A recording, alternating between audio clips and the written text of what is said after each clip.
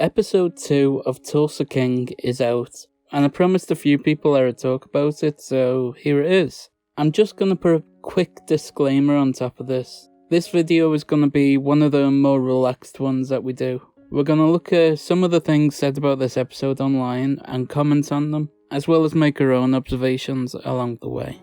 I came across a Reddit comment that pointed out a few things that could be changed in the first 2 episodes of Tulsa King to punch it up a little, make it a bit better.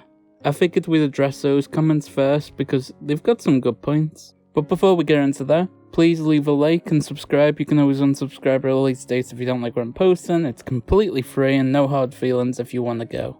Right then, let's get on with it. It's a weed farm. So the first thing that they pointed out could be changed was the stuff with the dispensary, which I sort of agree with. I really don't like that storyline, mostly because I don't like that guy from Silicon Valley. I spoke in the last episode about how I didn't find him funny and never have, and it doesn't really make much sense that he's there.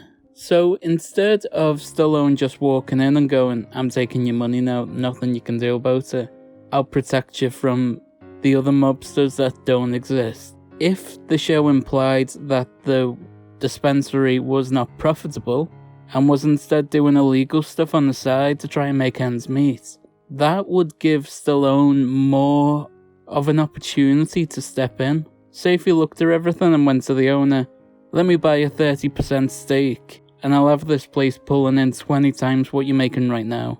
And the owner agrees to it. That way, he's getting the money from the guy, but you can't just call the cops, because they're already knee-deep in illegal stuff. That's one thing about the show that doesn't make any sense. So by adding the guy from Silicon Valley doing some illegal stuff, it makes the whole storyline make more sense. And it fixes it. I don't know, I think that's a really good idea. And the guy who came up with that idea also said that you could create that airtime by cutting out all the banter in the bar in episode 1. You know, with the other drinkers, and then the first woman who comes over, who Stallone is rude to, which means Carol walks over. Is she called Carol? I think she's called Carol in episodes, isn't she? The DEA agent. And he also said you could cut out some of the post-coital chit-chat with that agent, but I kind of liked that chat. I kind of liked that bit. Even though it was stupid that she didn't know he was 75. But cutting that stuff out gives you about 10 extra minutes in the episode. And with that time, you could go, "Oh, look at all the illegal stuff this guy from Silicon Valley is doing." Because the way they did it doesn't really work. It's a legitimate business. He has no reason to not just call the police. But he's just going along with everything. The character is dumb, the actor is dumb, and I really don't like that part of the storyline. If they explained that weed was legal now, and Stallone didn't understand that because he'd been in prison so long, then that would be a bit fairer. Why he thinks that it's illegal. Hence why he can walk in and strut his stuff a little bit. But, I don't know, do you think there's a way to fix that storyline with the dispensary? And is this the way forward? It does feel like no one's reviewing these scripts and no one sits there and goes, "Hang on, why wouldn't the guy from Silicon Valley just go to the police?" Insert that clip from Doctor Who. Go to the police, you stupid woman!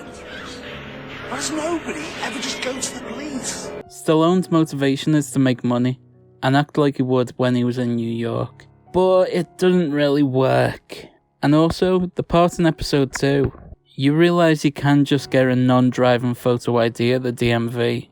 It'll take like 20 minutes, you don't need to take a driving test. But that aside, let's talk about the DEA agent's purpose. Why is she there? Is it just to make Dwight feel a bit like crap? Or is it simply to give him an attractive love interest who will slowly grow to realise that he's more honourable than criminal, which will cause her a conflict of interest in her job? She could try and turn him, I guess, but there isn't even a case against the mob family as far as we know, and she learns from a friend in the FBI in the last episode that they've already tried to turn him several times in prison, and he never did it. So what's the point? Not really sure what role she's playing. There's also a scene in this episode which I didn't really like, where he got high off the THC jam. Is it THC or is that a production company? You can tell I don't smoke weed. You feeling it? There's a possibility. And then he was smoking in the backseat of the Navigator, and it was kind of funny seeing Stallone acting high, but bit of a waste of time. What are we doing here? How did it really contribute to the episode? Didn't really. To put some positive in here with the negative, I should also share my favourite part of the episode. So he's at the DMV to try and get some ID, and he takes his first photo, and then he turns to the left as though he's an inmate. Wait, didn't Creed do that on The Office? Am I misremembering? If they didn't just steal that joke from The Office, I thought that was pretty funny. I enjoyed it. Remember how in the previous video, I said how it was a bad omen in the start of the episode? As soon as Stallone landed in Tulsa, a woman sprayed him with holy water. Yeah, I'm more down than that, so damn, lady. Relax, it's holy water, it's holy water. You should gargle with it with that mouth. Bad omen, if I've ever seen one. Well, the second bad omen showed its head in the beginning of this episode. Stallone came to a traffic light that started talking to him, telling him to wait, to which he scoffed and said, "I've been waiting my whole life," and crossed the road.